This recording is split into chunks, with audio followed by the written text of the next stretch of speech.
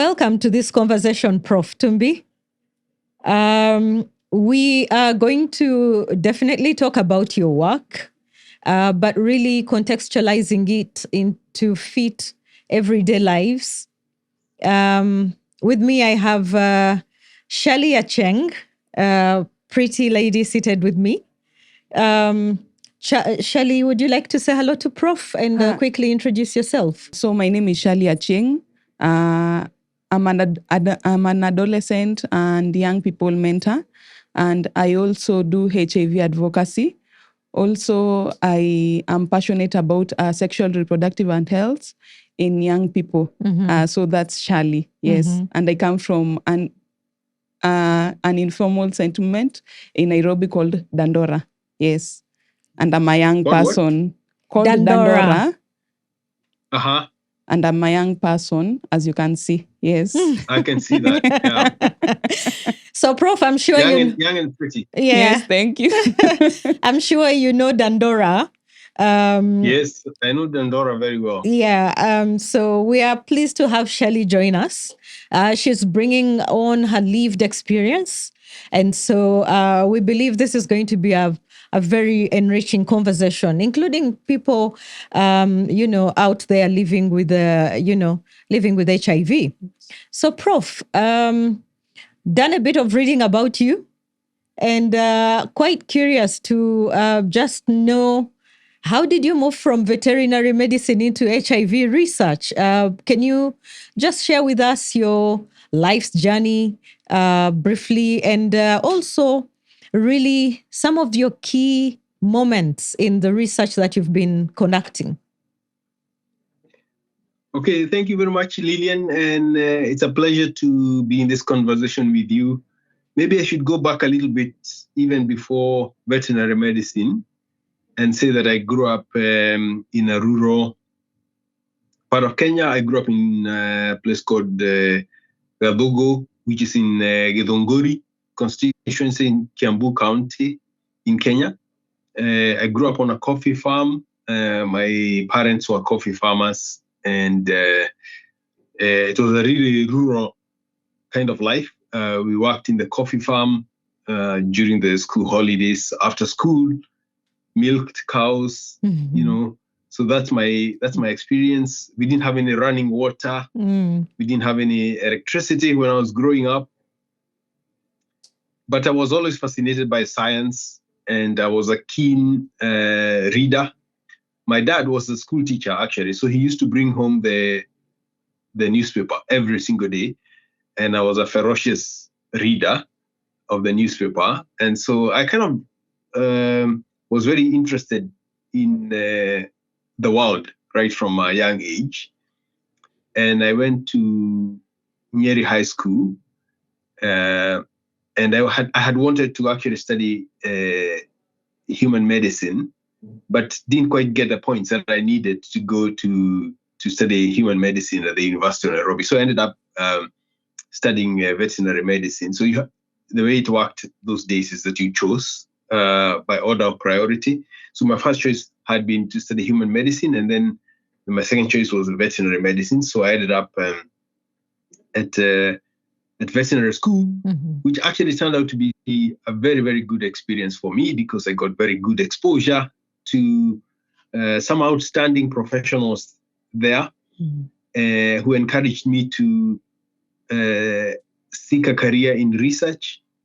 So after I finished my veterinary training, I had the opportunity to work in research. I got employed by a professor at the University of Nairobi by the name of Professor George Kinoti, who was working on a disease called bilharzia, or schistosomiasis. And that's how I got introduced to research, and I really loved it. I got some very good mentorship. And as they say, the rest is history. Awesome. So what in your life's journey in research, what would scientists usually have this eureka moments. What would you say is one of your most eureka moments as a scientist? It's hard to say because, I've always been fascinated by science. But I think that when I went first to do my PhD, okay, let me step back a little bit. So before I went to do my PhD, I had been employed by Professor George Kinoti and Professor Jasper Mumo at the University of Nairobi to do immunology research on this disease called bilharzia or schistosomiasis. And then I got an opportunity to go and do my PhD at Harvard University. And I got a full scholarship to do that. So I was very blessed, very fortunate to get that opportunity. And I wanted to fully make use of it. So when I went to study, the first 2 years were very difficult for me. I didn't have the right exposure. I had not had the right exposure to high-end, cutting-edge research. And so I kind of struggled quite a bit, but I did well. I did quite well in my coursework, and I was doing well. So I think that my eureka moment, if I can call it that way, was when what I was trying to do for my PhD is to make what they call an infectious molecular clone of HIV subtype C, which is to basically clone a subtype of HIV that is very prevalent in Africa. Mm-hmm. And as I said, I was struggling a little bit with my project. My project wasn't making as good progress as I thought that it should be. But one day when I was working in the lab, the assay that I was doing to sort of validate or to see whether I was making the clone that I was making involved a change of color in the plates that I was studying.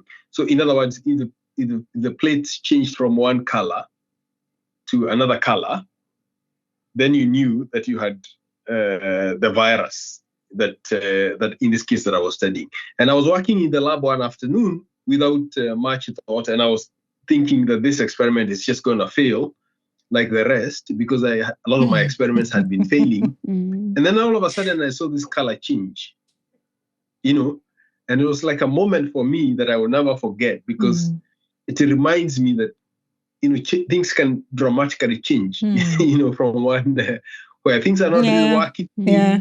And all of a sudden things changed. And that moment changed me because my self-belief in my ability to be a scientist actually changed that moment. I could now see myself growing as a scientist. What had actually happened in the past 2 years is that I was actually growing a lot, but I didn't realize it because a lot of things were not working. But this one moment when things kind of shifted and I saw this color change kind of stands out for me as a moment when things really shifted and started working for me. Obviously, it was all the hard work that I had put in before that time. Yeah. But that was really the moment when I felt, actually, I think I could be a scientist. I could be a real scientist. And it was a very pleasing moment for me. Yeah.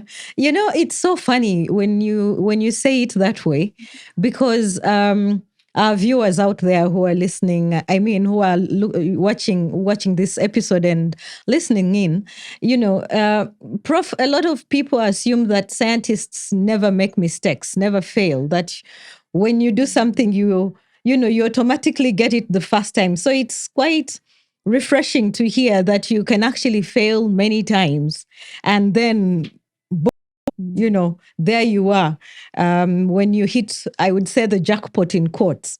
So quite interesting to hear you say that.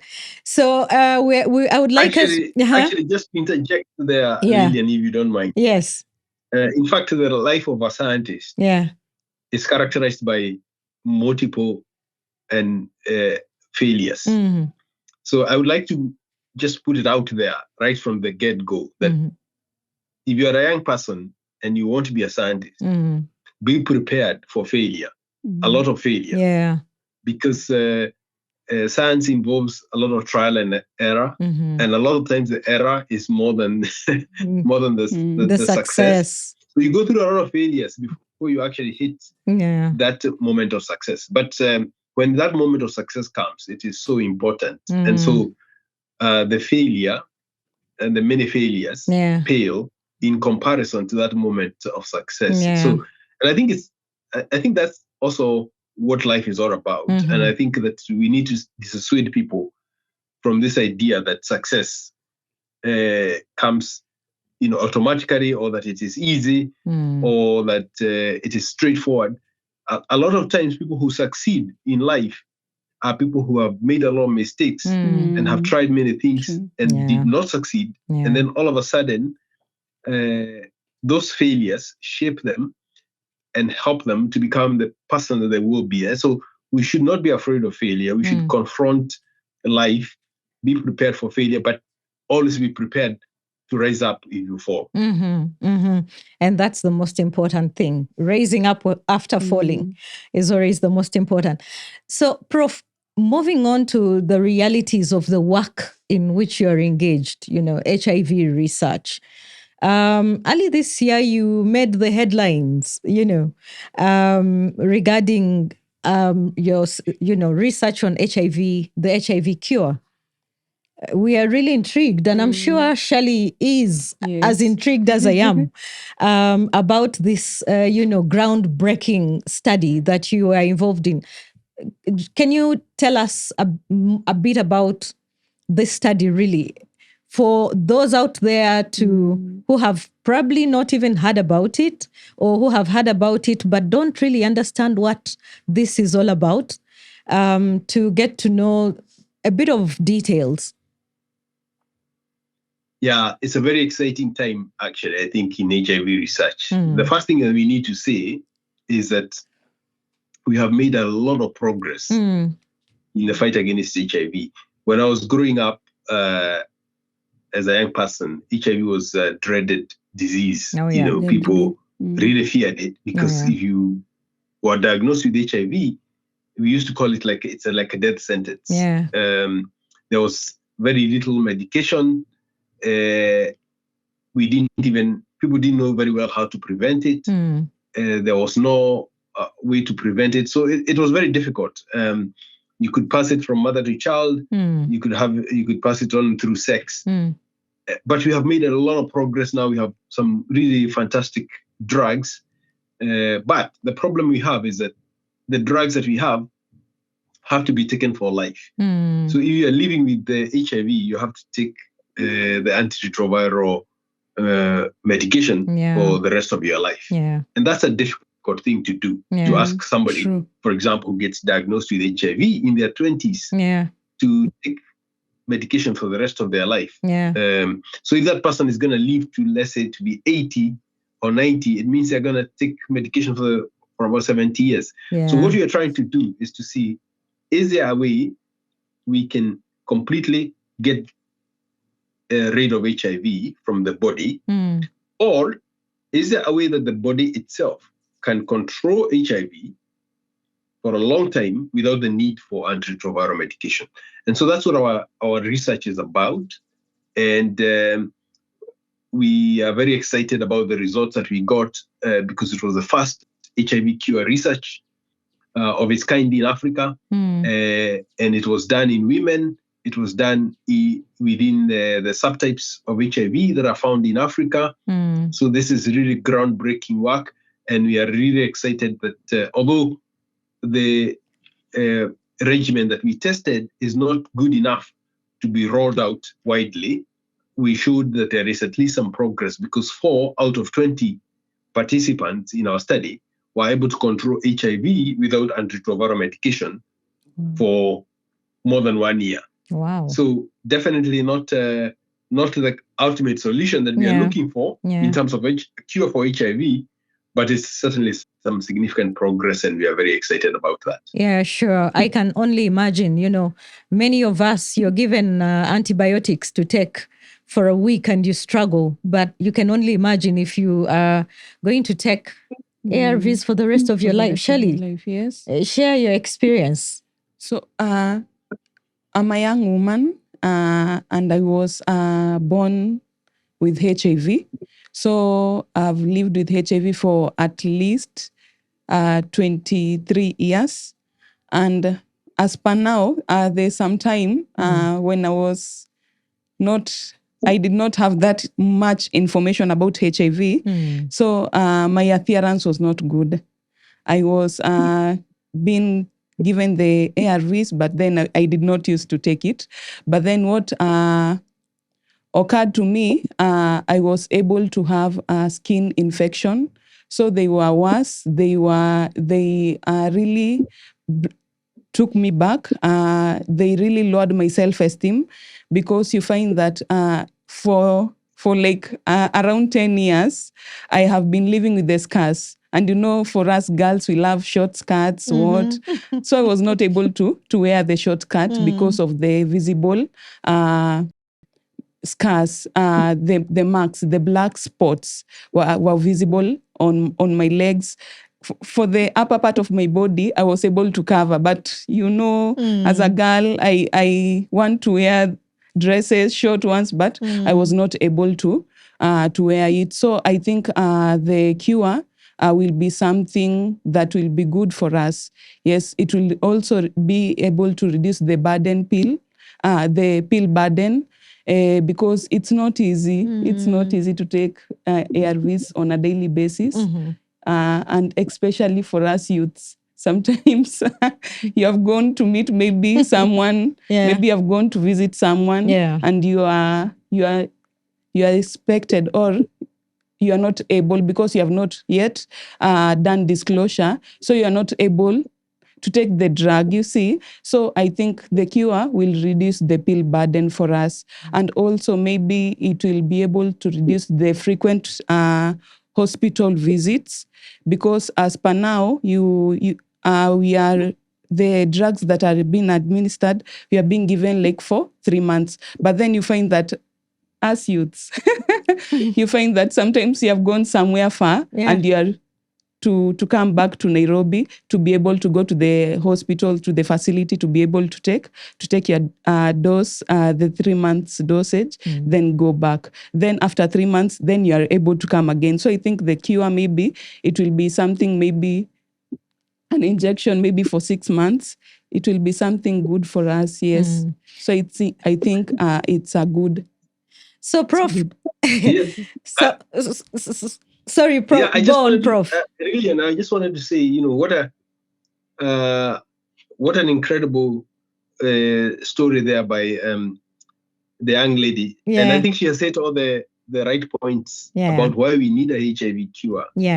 First of all, there's a lot of stigma for people living with HIV, because they have to take medication every day and they feel discriminated against.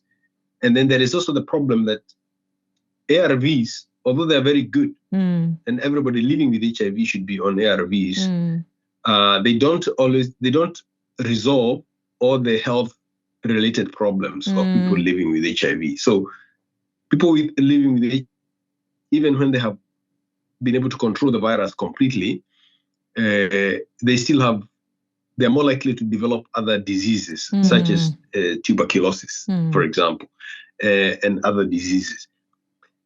And then adherence is also a problem, having to take medication all the time.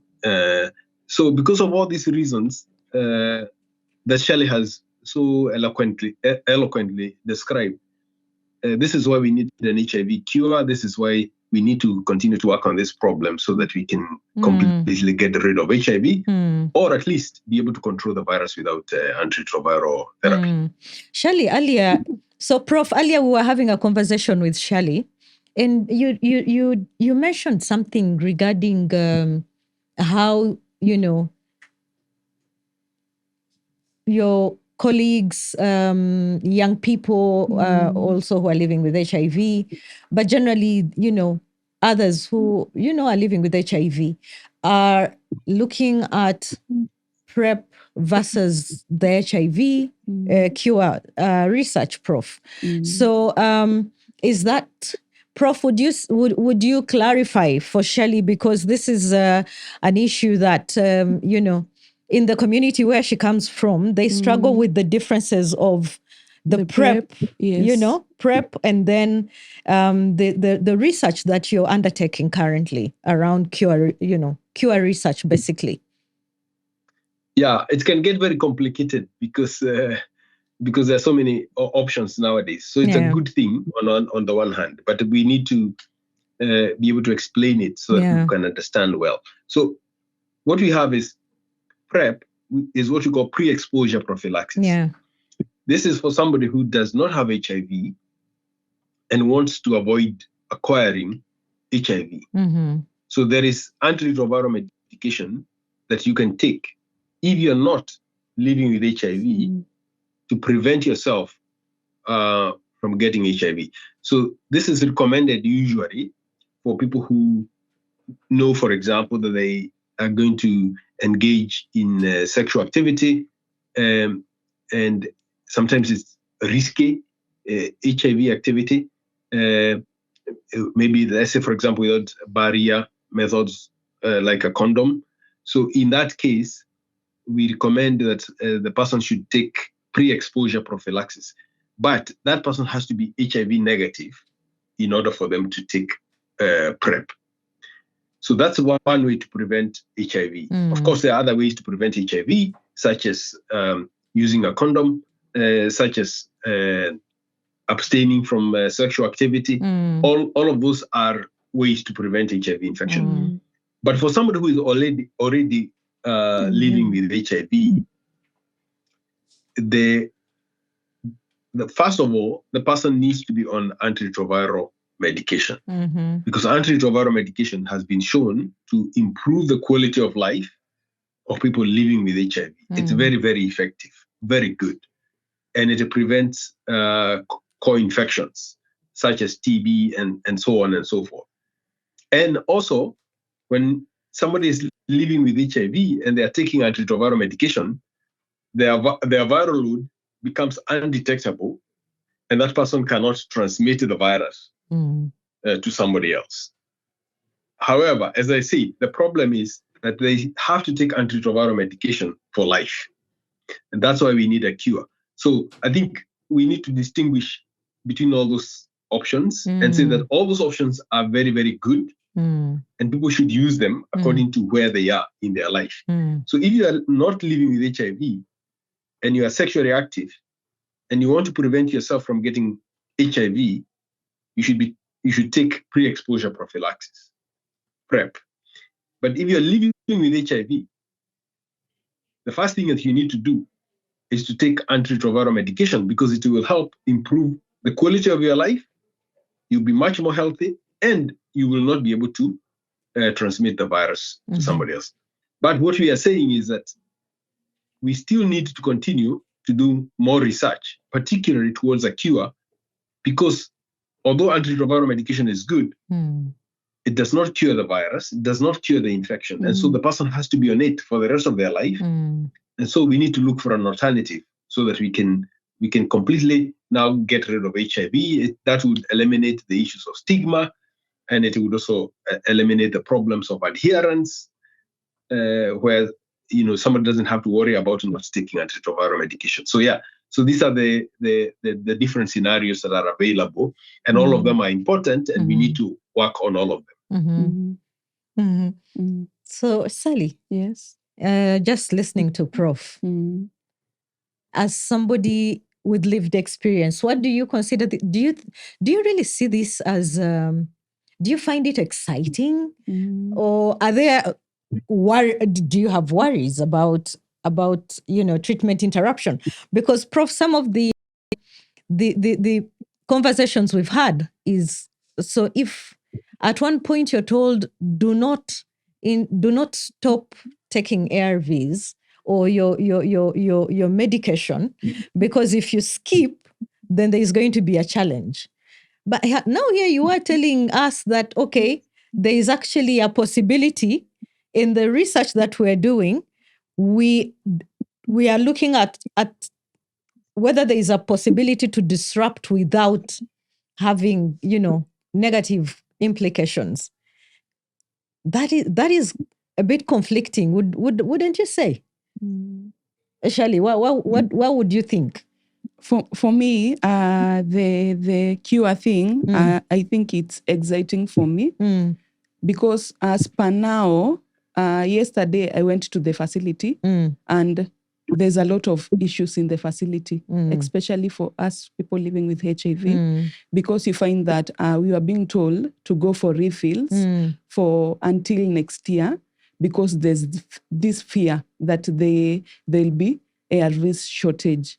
So may think this thing for cure, I think it's a good thing, as Professor is saying, because it will be able to aid us a little bit, because you find that I was also told that before we were not paying for the viral loads, but now I was told that when I will be going for the next viral load, to be taken the viral load, I should go with at least 960 shillings, you see.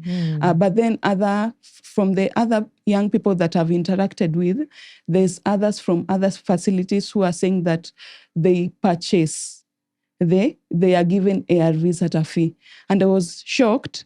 And I asked them, is it the viral load? Is it the blood that is being drawn so that they can see how the virus is, how they can know, if they can know the amount of the virus, but they are saying that they are being asked to pay the 500 shillings so that they can be given the medicines, you see. So me, I see the cure thing, it will be a good thing for us, because also last year I lost my mom because when we go for the viral load, they also checked for the kidneys and the liver functioning. So you find that she was told that she should start earlier treatment for the kidneys, but then the fear, yes, she was not able to start it on the right time. So when the treatment, the kidney treatment and the dialysis was started by the doctor, you find that it was too late. So we lost her. So I think this cure thing will be able to assist us, and it will lead to us being healthy and being able to live healthier lives, and our organs also will be healthy and will be free from stigma, free from the fear of what if I wake up tomorrow and there is no ARVs at all. Yeah. You see? Yeah. Yes. So there's a lot of fear. Yeah. Especially in the young people. Yeah. Yes. Yeah. So Prof, I think you can see that Shally here is validating the need for a cure. But now I wonder how long, when you look at HIV was first identified in 1983, thereabout. We've clocked the fourth decade trying to find a vaccine, a cure, a kind of permanent solution for HIV. And just the other day, we had COVID-19. HIV is a pandemic. COVID-19 is a pandemic.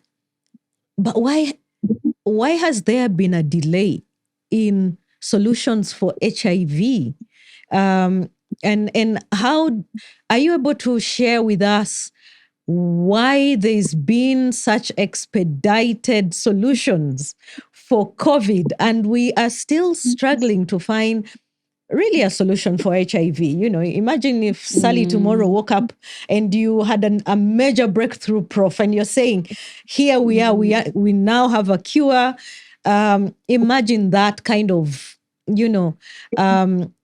that kind of relief. So just let us know what you're thinking as somebody who is really involved in this research, but also share with us whether there are any concerns that, people who are living with HIV should be,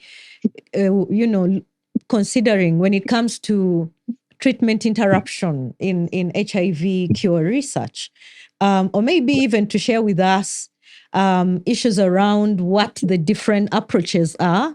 Is it gene therapy? Is it immunotherapy? And what do these mean? And what are the benefits or the risks? Can you just walk us through? I know I'm asking too much in one mouthful, but no. I'm just going on because I have so many questions also in my mind. Yes, definitely. It's a very exciting area, and it can be confusing because there's a lot of knowledge.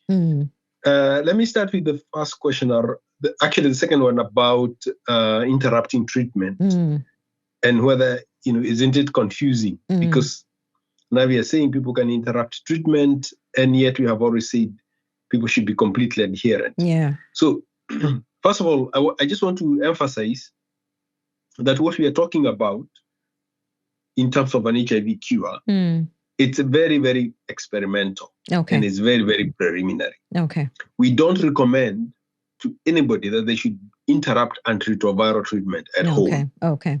This should never be done at home without the oversight of a qualified health professional who is doing research. And that research has to be ethically approved by the relevant ethics committees. So we are not saying to anybody that they should interrupt treatment to see whether they get cured of HIV. That would be a big mistake. The only time we recommend that people interrupt treatment is if they are in a clinical trial where they're being monitored very, very carefully, and so that should the virus rebound, the doctors know what to do to put that person back on medication and on the right medication. So please don't do this at home unless you are in a clinical trial. What is a clinical trial, Prof? For clinical people trial. like Shally. Clinical trial in is simple terms, yes. A clinical trial is a research study that is approved by the relevant health authorities, and the person has to sign a consent form that they are in an experimental study to agree. And so it will be explained to them the benefits and the risks of being in that particular study. So that and they have to sign a consent form after the process of the experiments has been explained to them. So that's why I'm saying, unless you are in a study where you have signed a consent form and the study has been explained to you, please do not interrupt antiretroviral treatment. And when they tell you, when they enroll you in a clinical study, they will tell you exactly what are the benefits and what the risks might be, but also how you'll be monitored to make sure that your health is not compromised.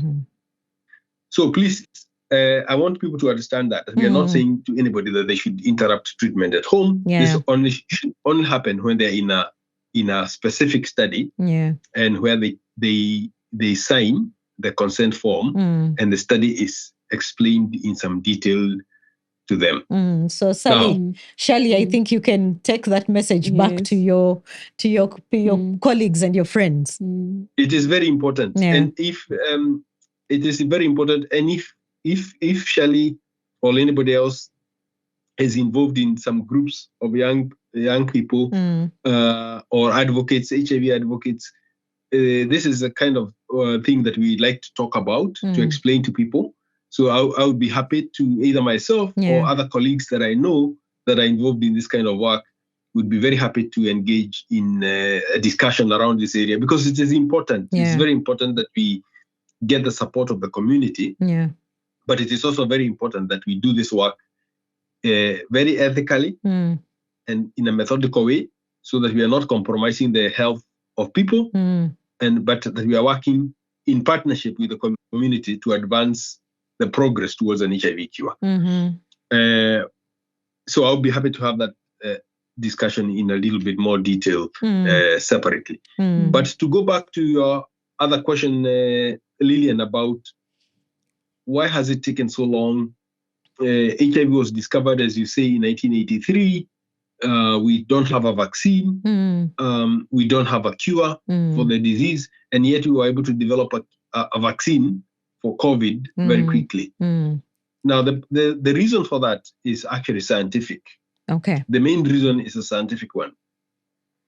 HIV is a very complex virus compared to COVID, the COVID virus, the SARS-CoV-2 virus. HIV does what is called integration. It gets into the cell and it gets into our DNA. And once it gets into our DNA, it's very, very difficult to get rid of HIV, even when you have antiretroviral medication, because some of the virus tends to hide in our immune cells. And if antiretroviral therapy is stopped, the virus comes back. COVID, the virus causes COVID, is much less complex. It doesn't integrate into our DNA, and it's not as variable as HIV.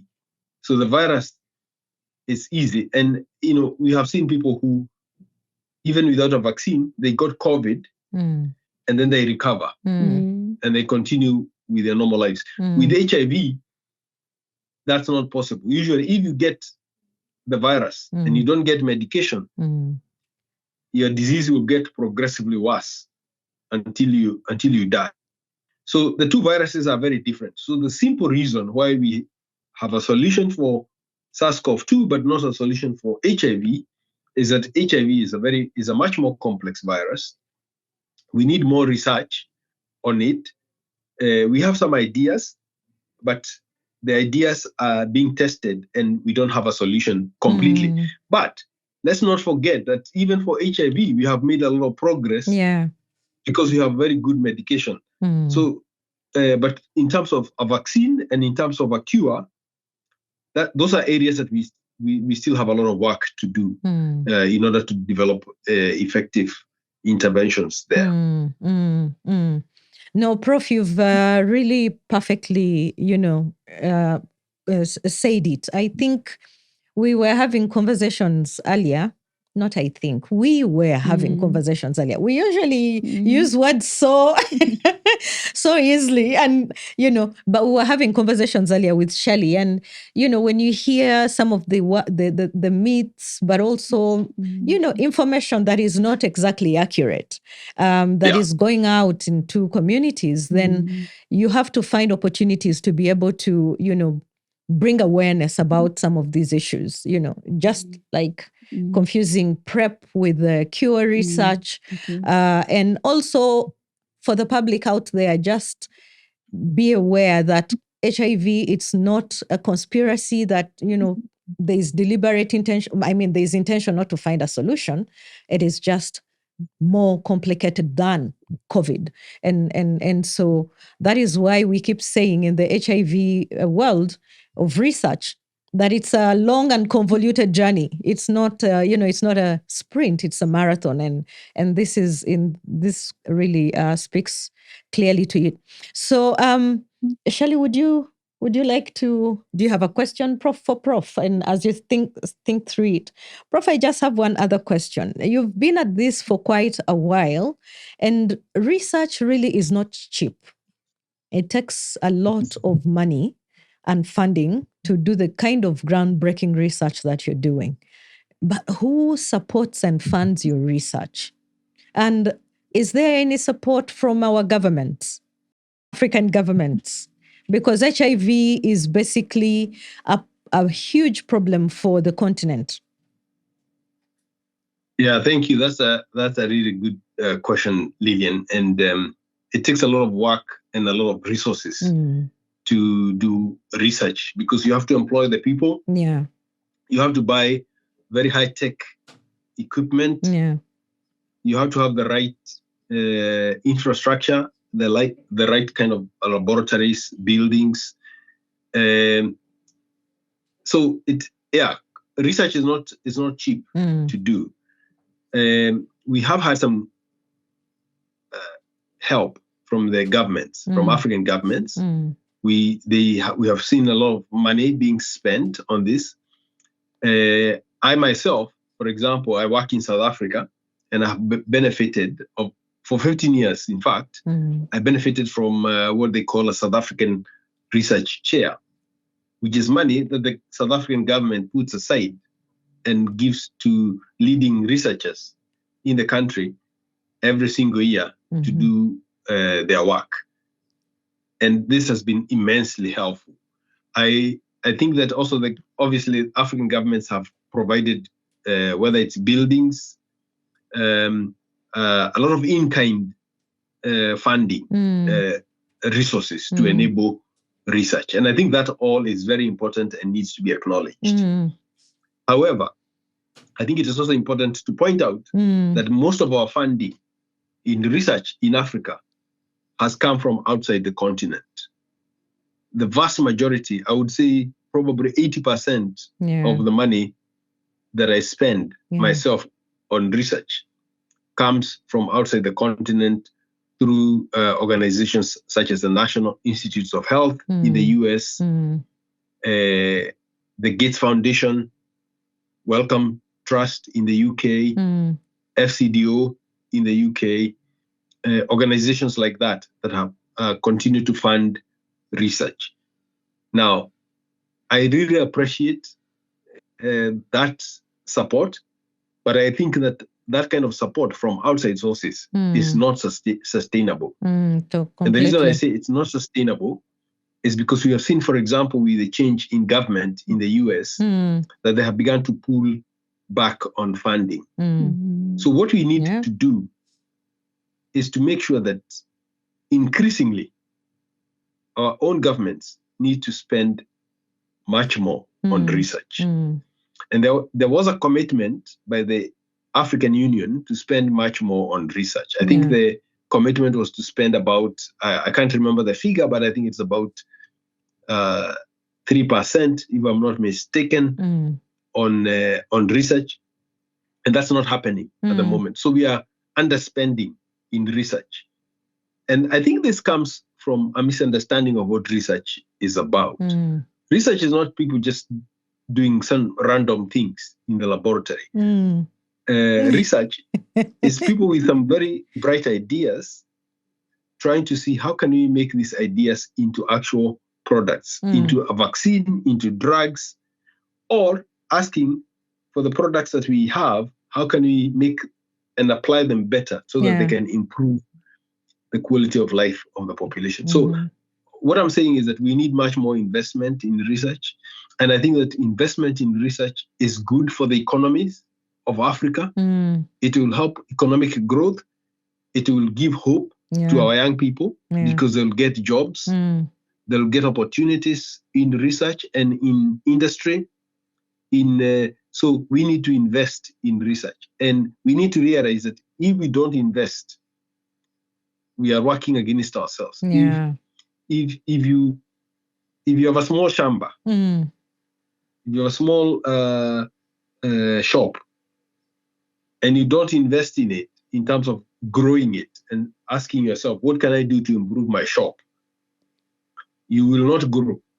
But other people who are thinking about ideas about how to improve their business will grow. So that it's in the same way. So we need to invest in research so that we can create jobs, we can grow our economies, and we need much more funding from our own African governments than we are getting at the moment. And by the way, it's not just African governments. We have people in Africa who have money, philanthropies, who invest, and they give their money to, for example, hospitals and to schools. And that is very good. But we also need to realize that we need to teach people not just to provide them with fish, but to teach them how to fish. And the way we teach people how to fish is to teach them, for example, how to do research so that they can create opportunities. So instead of just philanthropy investing in, for example, in providing food for people who need food, and I know that that's very important, or hospitals, let's also invest in research so that we are equipping our young people to become better so that our economies can improve. And our economies can grow in the future. Perfectly said, Prof. And I think for our parting shots, I would like to first hear from Shally. Shally, you know, young people these days don't fear HIV. Prof, did you know that? Young people don't fear HIV anymore. I think they should. Shally, do young people fear HIV anymore? No, they don't. I've actually been told, even by my children, that, you know, young people fear pregnancy more than HIV. And I'm grappling and asking myself, Shally, how do we keep the momentum going? How do we keep people actually afraid. Well, afraid, they've told us we should stop scaring people. But how do we keep the HIV agenda on the front lines and make sure that young people are still very aware that we're dealing with a real issue? Yeah. From my side, I can say that now I assist in giving information, factual information to young people. I work with an organization called Untold Kenya. So you find that in the support groups that we are in, I'm able to share out the information. Then I'm also able to give information to the youths. Then I'm also able to tell them that they can be advocates. Yes, they can go out there and shout the information that they have been given, because it's true, as you have said, young people don't fear HIV, but it's because they have not yet gotten infected. Because being able to live with HIV, waking up on a daily basis to take the medicine, and you're supposed to take the medicine on time, it's not easy. And you see, for young people, we love partying, doing those things that are fun to us, fun activities to us. So it's just because maybe they don't have the information on how the ARVs is taken. But then we have been able to see that most of the young people who are in risk behaviors have been able to take the responsibility of engaging in the PrEP, especially the young women. You find that if this young woman is engaging in unprotected sex or has many sexual partners, is able to take the responsibility and go to the facility and ask for the PrEP. So we give information and tell the youths to be advocates. So you see that at times when we are telling stories in the community, we are just sharing. You hear your friend has come and has shared with you, by the way, this is happening to me. So if you have the information, you are able to share out with him or her, you see. So that's how I am disseminating information to the other young people. And also in my space, my friends, I also ensure that I've at least shout the information that I have together with them. But I had a concern. For Prof? Yes, Okay. yes, it's a concern. You find that professors currently so many facilities, especially the private health facilities, you find that they are closing down, and the facilities are being integrated back to the public facilities, especially in the outpatient department. And it's something that for us young people living with HIV, it is taking us back to the place where we will find stigma, because you find that these programs or these facilities that used to support us gave us that safe space. Yeah. We felt that we were safe, and we had no stigma. But then they are closing out, they are going away. So it's a concern. I don't know how maybe they can go about it, but it's something that is creating fear, especially in the young people, because we don't want to be seen like that one has gone for ART, you see. So I don't know. Yes. I think Shally is raising a very important point. Yeah. And this is why I was talking about research. It's not just about discovering new drugs. It's also about asking ourselves as communities, as citizens, what works best. And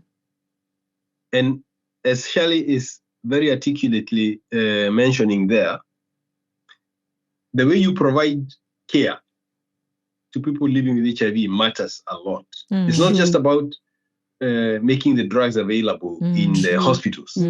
It's also about where you actually provide that space for people to go and access services. If people go to places where they feel unsafe or stigmatized, they are not going to go there, even when the solution is available. Sure. So it's it's upon us, upon our government, and upon us as communities to think what is going to work for young people. And what works for young people may not necessarily be the same thing that works for older folk. And what works in one country may not work in another country.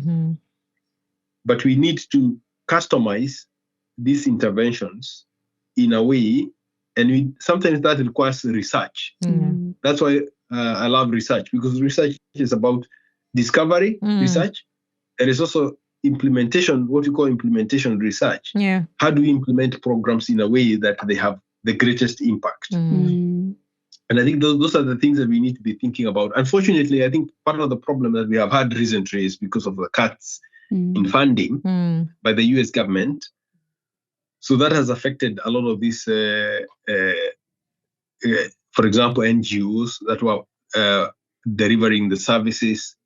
And this is what I'm saying now. We need to ask our governments, whether it's the national government or the county governments, to begin to come up with the solutions to support some of these NGOs or provide alternative spaces for people to access services. Otherwise, if we don't do that, we are going to see a resurgence in HIV. We are going to see a resurgence in sexually transmitted infections, and that's not something that we want to see for our own future. I totally agree, Prof, because surely we should be able to say that after 42 years, we need to have at least to an extent found solutions for health facility, for instance, health facilities that serve needs of special groups like young people. But if we're still talking about the same challenges that we did about 2 decades ago, and these are now coming up again, then that speaks a lot to the priorities of our governments, unfortunately. So, Prof, I know that this is a conversation that we can have and go on for an entire day, but we have to stop somewhere. And we would like to hear your parting shots to, our African public. What do you have for them in terms of cure research, really? Are we close to reality? Yes, I think we are. I think we are close. I think there's still